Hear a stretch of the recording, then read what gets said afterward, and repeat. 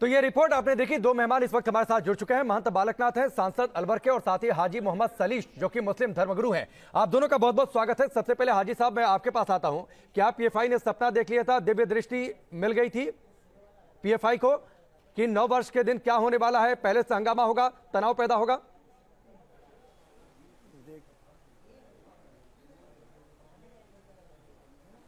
देखिए, ऐसा है कि पीएफआई जैसे संगठन का जिनके तार विदेशों से जुड़े हुए हों, हमारे देश के अंदर उनका बाकी रहना अनुचित है। मैं पीएफआई जैसे संगठन हो या सिमी जैसे संगठन हो, इनकी हमारे देश के अंदर किसी तरह की कोई गुंजाइश नहीं होनी चाहिए, नंबर 1। नंबर 2, ये जांच का विषय है कि उन्होंने जो चिट्ठी जारी की थी उस चिट्ठी में क्या लिखा है, और अगर वो इस चिट्ठी के पूर्व उन्होंने कोई अपनी ठीक, हाजी साहब आपने बड़ी बात जाहिर की थी, तो सरकार पीएफआई पर बार बार सवाल उठे हैं, बार सवाल उठे हैं, और आपकी इस बात को तस्दीक भी करेंगे महंत बालकनाथ कि पीएफआई जैसे संगठन बैन होने चाहिए। महंत बालकनाथ जी, बार बार ये मांग उठी है कि पीएफआई को बैन किया जाए। कई सारी घटनाएं उत्तर प्रदेश में सीएए के विरोध में किस तरीके से पीएफआई पर सवाल उठे, उसके तार आईसिस तक कैसे जुड़े। वक्त आ गया है, बिना देर किए सरकार इसको बैन करे। बिल्कुल आपकी बात सही है, इस पर भी सरकार बिल्कुल इन ऐसे संगठनों को बैन करे, लेकिन उसके साथ साथ में कांग्रेस की भी, ये कांग्रेस जो कांग्रेस सरकार है राजस्थान के अंदर, इसकी भी भूमिका की जांच होनी चाहिए। मुझे लगता है कि इस कांग्रेस की भी पूरी भूमिका रही है इस दंगों को भड़काने में। ऐसे पथराव जो हमारे सनातन धर्मी लोग जो नववर्ष के उपलक्ष्य में और दुर्गा के प्रथम दिवस के इस अनुष्ठान के उपलक्ष्य में जो हमारी यात्रा निकल रही थी, एक धर्म की यात्रा निकल रही थी, जो एक शांति प्रिय माहौल से जो यात्रा निकल रही थी, इस यात्रा को इस प्रकार से इसमें विघ्न उत्पन्न करना, मैं मानता हूं केवल पीएफआई नहीं, इसके अंदर कांग्रेस का भी हाथ है, इस कांग्रेस सरकार का भी हाथ है, क्योंकि इस प्रकार के कार्यक्रम कांग्रेस चलाती रहती है। और जहां जहां कांग्रेस की सरकारें पूर्व में रही हैं और वर्तमान में आप देखेंगे कि वहां वहां ऐसी घटनाएं क्यों घटित होती हैं। जहां भारतीय जनता पार्टी की सरकार है वहां क्यों नहीं घटित होती, वहां किस प्रकार से शांति का माहौल रहता है। लेकिन राजस्थान में आज क्या हो रहा है, किस प्रकार से कितने अपराध बढ़ रहे हैं, किस प्रकार से वहां पर ऐसी सांप्रदायिक घटनाएं बढ़ रही हैं, और किस प्रकार से राजस्थान के मुख्यमंत्री बीकानेर के अंदर जहां पर एक नववर्ष के उपलक्ष्य में, नवरात्रा के उपलक्ष्य में एक शोभा यात्रा निकालने से पूर्व वहां पर किसी प्रकार के कोई कार्यक्रमों का आयोजन ना हो, उससे पूर्व वहां धारा 144 लगा देते हैं, सालासर में राम दरबार को गिरा देते हैं। ये अनेकों जगह, हमारे अलवर की बात मैं करूंगा, अलवर में हमारे संप्रदायों की, हमारे मंदिरों की जो मंदिर माफी की जमीन है उसके ऊपर भूमाफिया कब्जा कर रहे हैं। ये सब कार्यक्रम के द्वारा, ये सब कार्यक्रम कांग्रेस के द्वारा संचालित कार्यक्रम है, और ये लोग इन कार्यक्रमों को बढ़ावा देते हैं। जी बालकनाथ जी, पीएफआई एक लेटर लिखता है प्रशासन को भी, दिव्य दृष्टि उसके पास आ जाती है कि कुछ हंगामा हो सकता है, कुछ तनाव पैदा हो सकता है। आप पीएफआई जैसे संगठन तय करेंगे और प्रशासन को पत्र लिखेंगे कि अगर कोई धार्मिक जुलूस निकलता है या फिर कोई आयोजन होता है तो उसका रूट मैप क्या होना चाहिए? पीएफआई ने तो चुनौती देकर यह कार्य किया है, और सुनियोजित तरीके से कांग्रेस ने इसको उनका सहयोग किया है। और जैसे ही देखिए आप, पथराव होने के बाद में तुरंत वहां पर जो है कि कर्फ्यू लगा दिया जाता है, ताकि कोई दूसरी इसकी प्रतिक्रिया ना दे पाए, कोई व्यक्ति इसकी प्रतिक्रिया ना दे पाए, कोई समाज इसकी प्रतिक्रिया ना दे पाए, इसका रोष प्रकट ना कर पाए, वहां पर तुरंत जो है कि कर्फ्यू लगा दिया जाता है। हम तो कर्फ्यू शब्द सुनना ही दूर की बात हो गई थी, अब कर्फ्यू शब्द कभी भारत में सुनने को नहीं मिलता था। जब से उत्तर प्रदेश में हमारी 2017 के बाद में भारतीय जनता पार्टी की सरकार आई और केंद्र में नरेंद्र मोदी जी की सरकार आई है, तो कहीं कर्फ्यू शब्द का नाम ही नहीं सुनते थे। कोरोना के समय हमने लॉकडाउन का नाम सुना है, लेकिन कर्फ्यू का कहीं नाम नहीं सुना है। और राजस्थान के अंदर ये दुर्भाग्य है राजस्थान की जनता का कि जो ऐसी कांग्रेस की सरकार बैठी है, जिसके होते हुए राजस्थान में आज पूरा देश सुन रहा है कि राजस्थान के अंदर करौली में कर्फ्यू लगा है। और कर्फ्यू लगने का कारण क्या है कि वहां पर सांप्रदायिक हिंसा हुई है, और ये सिर्फ और सिर्फ जिम्मेदारी कांग्रेस सरकार की बनती है। इस कांग्रेस सरकार ने इस प्रकार के कार्यक्रमों को बढ़ावा दिया है। ठीक बालकनाथ जी, मेरे सहयोगी लासिफ फौजदार जुड़ चुके हैं, मैं उनका भी रुख करूं, लेकिन उससे पहले एक सवाल आपसे। राज्य सरकार कुछ नहीं की, लेकिन केरल की सरकार ने क्या कोर्ट में हलफनामा किया था, उस समय क्या टिप्पणी आई थी? आपको नहीं लगता है कि देश के स्तर पर इस पर फैसला होना चाहिए कि ऐसे संगठन को बैन किया जाए? आप सांसद हैं, संसद में इस मसले को उठाएंगे आप? बिल्कुल उठाएंगे, आज ही उठाएंगे, मौका मिलेगा तो आज ही इस बात को उठाएंगे और ऐसे संगठनों पर बैन लगना चाहिए और कांग्रेस की भूमिका की जांच होनी चाहिए। मैं एक छोटी सी बात आपको कहना चाहूंगा, जयपुर नगर महानगर निगम के अभी आपने देखा होगा कि पहले डीलिमिटाइजेशन हुई थी चुनाव से पहले, इन्होंने किस प्रकार का विभाजन किया है, एक समुदाय विशेष को ध्यान में रखते हुए, एक संप्रदाय विशेष को ध्यान में रखते हुए उस पूरी योजना का गठन किया गया ताकि वहां पर एक ही समुदाय के, एक ही धर्म के लोगों को ज्यादा फायदा हो सके।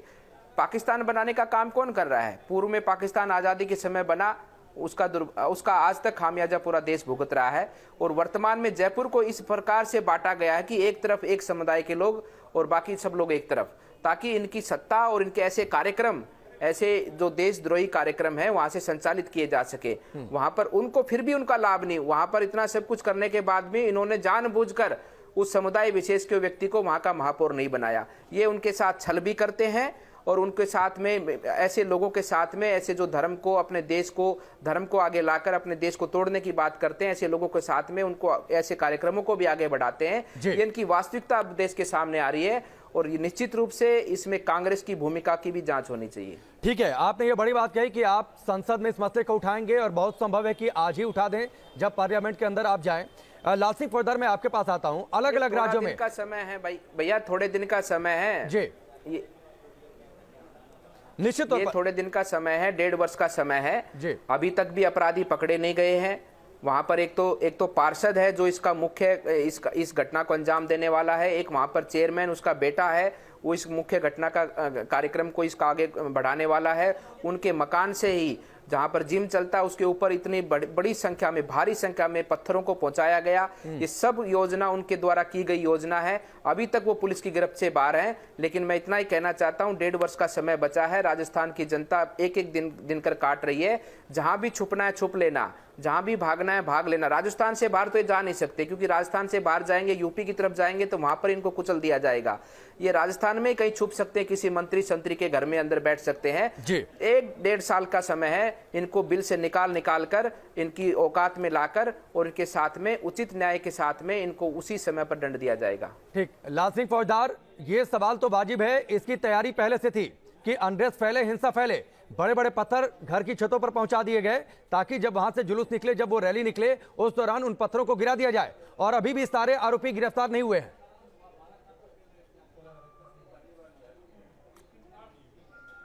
देखिए राकेश, जिस तरह लगातार करौली सांप्रदायिक हिंसा की आग में जलसा पूरी तरह से जल उठा, झुलस गया। करीब 3 दर्जन दुकानें आग के हवाले कर दी गई, एक घर को आग के हवाले कर दिया गया, दर्जनों गाड़ियों में आग लगा दी गई। लेकिन अब धीरे धीरे जब इस घटनाक्रम की परतें उगड़ रही हैं तो कहीं ना कहीं ये एक साजिश की तरफ साफ इशारा कर रही है। सवाल ये है कि क्या पहले से इस बात का अंदाजा था कि हिंदू नववर्ष पर कोई भगवा रैली निकलेगी और जैसे ही रैली ये मस्जिद के पास एक जिम है, उसके आसपास चंद मकान है, वहां जब पहुंचेगी तो उस पर पथराव की पूरी तैयारी थी। आखिर इतने बड़े पत्थरों के ढेर वहां क्यों इकट्ठा किए गए थे? कल जब सांसद मनोज राजौरिया कलेक्टर और एसपी के साथ मौका मुआयना कर रहे थे घटना स्थल का, तब तो उस जिम के ऊपर अभी भी पत्थरों का बड़ा ढेर मिलता है, जिसको वहां मौजूद लोग ये कहकर रोकते हैं कि इसका वीडियो मत बनाओ। फिर भी चंद सेकंडों का वीडियो हमारे हाथ में आया है जो हम दर्शकों को दिखा रहे हैं। लेकिन सवाल ये है राकेश कि क्या इससे पहले एक तैयारी थी वहां पर कि इस तरह की हिंसा को वारदात नहीं? तैयारी तो थी, तैयारी तो थी। और पीएफआई का जो लेटर है, जो दिव्य दृष्टि पीएफआई के पास थी, उस दिव्य दृष्टि से उस तैयारी की झलक भी मिल जाती है। हाजी मोहम्मद साहब, दर्जन भर से ज्यादा एजेंसियों के रडार पर है पीएफआई। ये भी है कि अलकायदा का इस्लामिक जो बैंक है वो फंड करता था, आईसिस से कई लोगों के तार। ऐसे संगठन बैन होने चाहिए, क्यों आखिरकार इस पर कार्रवाई नहीं हो रही? और कुछ लोग हैं जो इस संगठन को बैक कर रहे हैं, पॉलिटिकल सपोर्ट भी हासिल है, जिसका जिक्र बालकनाथ जी कर रहे हैं।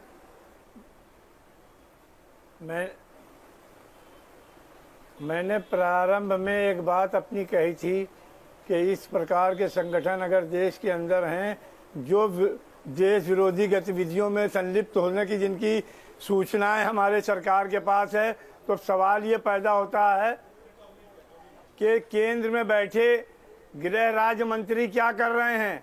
उन्होंने इस पर बैन क्यों नहीं लगाया? जब सारे साक्ष्य और सारी चीजें मौजूद होने के बाद ये तमाशा क्यों हो रहा है? और 2 दिन पहले जब सूचना मिली थी कि इस प्रकार की घटना घट सकती है, तो केंद्रीय एजेंसी क्या कर रही थी?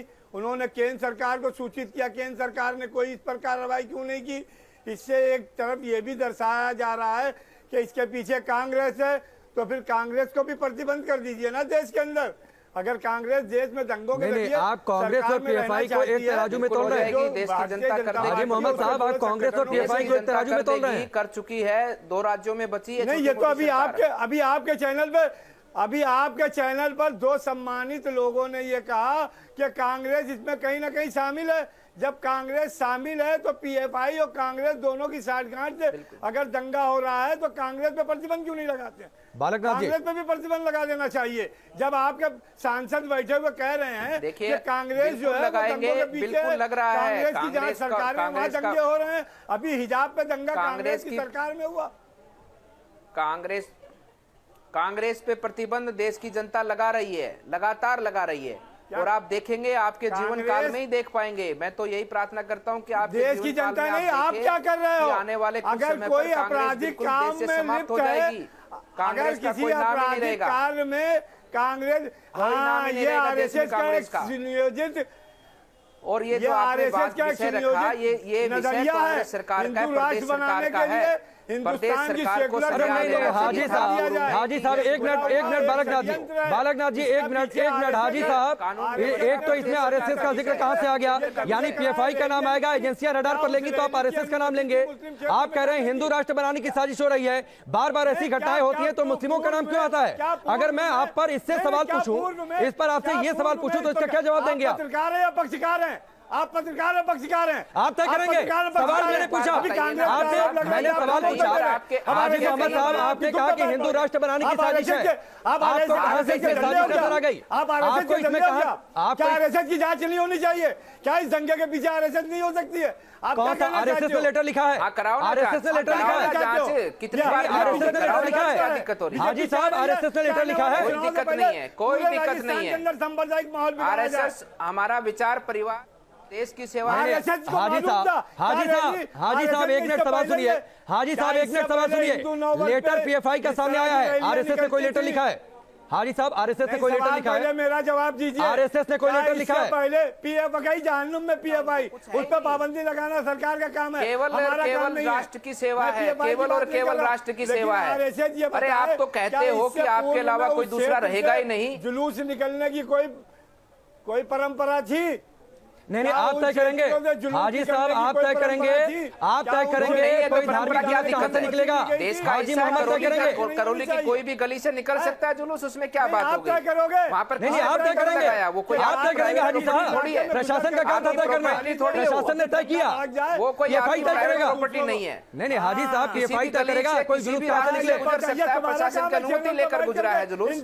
बीजेपी के दलालों ये कौन तय करेगा? चैनल पर आप खुले आप किसके दलाल हैं? क्यों पढ़ते हैं फिर? हाजी साहब, आप किसके दलाल हैं? रास्ते हाजी साहब, आप किसके दलाल हैं? पीएफआई के?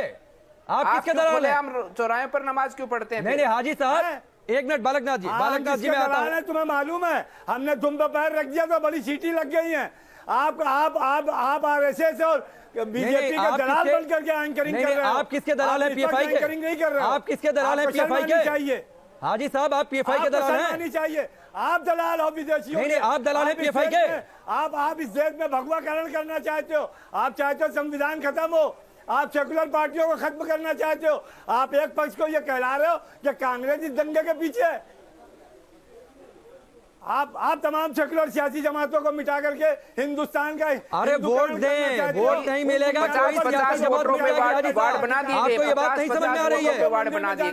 जो बात बालकनाथ जी कह रहे हैं, देश के लोग तय कर देंगे कौन सी सियासी जमात रहे इस देश में और कौन सी सियासी जमात ना रहे देश के अंदर। ये आप और हम नहीं तय करेंगे। इस देश के अंदर अपनी सत्ता बचाने के लिए किस प्रकार से हमारे सनातन धर्मियों पर, हमारे 9 वर्ष के उपलक्ष्य में चल रही यात्रा के ऊपर अपनी सत्ता बचाने के लिए उन पर पत्थरबाजी करवाती कांग्रेस।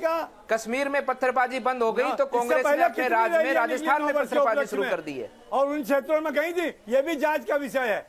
शर्म आती है कांग्रेस सरकार को, शर्म आनी चाहिए। आज देश भर में कितना शांति प्रिय माहौल है, लेकिन कांग्रेस की सरकार के होते, जहां कांग्रेस की सरकार है वहां पर कर्फ्यू लगता है, वहां पर कर्फ्यू लगता है। राजस्थान का मान सम्मान को गिराने का काम इस कांग्रेस ने किया है। वहीं दंगे कराओगे बीजेपी के लोग, वहीं आ रहे थे वहीं दंगे कर रही है कांग्रेस। कांग्रेस कर रही है दंगे, वहीं पर संरक्षण मिलता है ऐसे अपराधियों को। 1.5 साल रुक जाओ, ऐसे अपराधियों को चुन चुन कर दिल से बाहर निकालेंगे और इनका फन कुचलेंगे। जो भी देश को तोड़ने की बात करेगा, जो भी देश में शांति को बिगाड़ने की बात करेगा, जो भी ऐसे दंगे प्रसाद करेगा, उनको बख्शा नहीं जाएगा। ठीक है, एक मिनट हाजी साहब और बालकनाथ जी, हाजी साहब और बालकनाथ जी, आप दोनों लोग शांत रहिए। एक मिनट आप दोनों लोग शांत रहिए। एक मिनट बालकनाथ जी प्लीज, और हाजी साहब आप भी शांत हो जाइए, इतनी गर्मी ठीक नहीं है, ठीक है। और सच्चाई क्या है, सच्चाई क्या है, हमारे रिपोर्टर्स वहां पर मौजूद हैं। और लाल सिंह फौजदार ने क्या देखा, क्या सुना, क्या समझा, जरा सुनिए हाजी साहब। हाजी साहब जरा सुनिए, सुनने की आदत डालिए, आप ऐसे नहीं चलता है। बीजेपी के लोग लाल सिंह फौजदार जरा हाजी मोहम्मद को आईना दिखाइए, क्या हुआ है करौली में, कौन उसके पीछे है। आतंकवादी है वो, हमारे लिए देश विरोधी है। क्या कर रहे हो यार, हम किसी धर्म का अपमान नहीं करते, हम किसी व्यक्ति का अपमान नहीं करते। ऐसे व्यक्तियों का, ऐसे संगठनों का अपमान करेंगे। लाल सिंह फौजदार जरा हाजी साहब को आईना दिखाइए, करौली में क्या हुआ, क्या नहीं हुआ, उसके पीछे कौन, पीएफआई का लेटर, उसके मायने क्या, जरा हाजी साहब को आईना दिखाइए। देखिए राकेश, हाजी साहब सुने तो आईना हम साफ दिखा देंगे, और इस आईने को समझना भी पड़ेगा, और जब तक आप सच्चाई नहीं स्वीकारेंगे देश में अमन चैन नहीं आ सकता। सवाल इस बात का नहीं है कि बीजेपी कांग्रेस कौन दोषी है कौन दोषी नहीं है, बात का विषय है। लेकिन जो घटनाक्रम हुआ है, बीजेपी की सरकार लाने के लिए देश में सामने आता है और पीएफआई का लेटर लिखा जाता है मुख्यमंत्री के नाम, मुख्यमंत्री को लिखा। हाजी साहब सुनिए, हाजी साहब सुनना सीखिए, सुनोगे शांति से तो सच का सामना करिए, सच का सामना करना सीखिए। अगर सच का सामना नहीं कर सकते तो शांत हो जाइए, आपको सुनना पड़ेगा, क्योंकि सच्चाई हम देख रहे हैं, ग्राउंड रियलिटी रिपोर्ट हम दिखा रहे हैं जनता के सामने क्या हो रहा है, करौली किस तरह धुआं चल रहा है हम दिखा रहे हैं, सांप्रदायिक सद्भाव की आग कैसे लग रही है हम दिखा रहे हैं। आज देखिए 3 दिन से वहां कर्फ्यू लगा हुआ है, लोग दूध पानी के लिए तरस रहे हैं, मासूम बच्चे सवाल कर रहे हैं, उनकी मासूम आंखें पूछ रही हैं आखिर हिंसा की लपटें क्यों उठी। पीएफआई का लेटर 2 दिन पहले कैसे मुख्यमंत्री को लिखा जाता है, उनके पास आखिर ऐसा कौन सा तंत्र था जो पता लग गया कि करौली में सांप्रदायिक हिंसा होगी, यहाँ पर एक जुलूस निकलेगा भगवा वाला और इसमें पत्थर होगा, ठीक है। लाल सिंह फौजदार, हाजी मोहम्मद साहब सुनिए, हाजी मोहम्मद साहब इतना वक्त नहीं है, इतना वक्त नहीं है, आपकी धार्मिक तकरीरें मैं टेलीविजन पर चलाऊंगा, इतना वक्त नहीं है हमारे पास। और आपने शुरुआत में कहा था कि पीएफआई जैसे संगठन बैन होने चाहिए, तो मुझे लगा था कि आपकी विचारधारा बड़ी अच्छी है और मुझे लगा था कि आप शायद बहुत प्रोग्रेसिव होकर सोच रहे हैं, लेकिन आपकी जो मानसिकता है ना वो थोड़ी देर बाद खुलकर सामने आ गई, आईने की तरह साफ हो गया। क्यों नहीं बैंड किया। चलिए, बहुत बहुत शुक्रिया हमसे जुड़ने के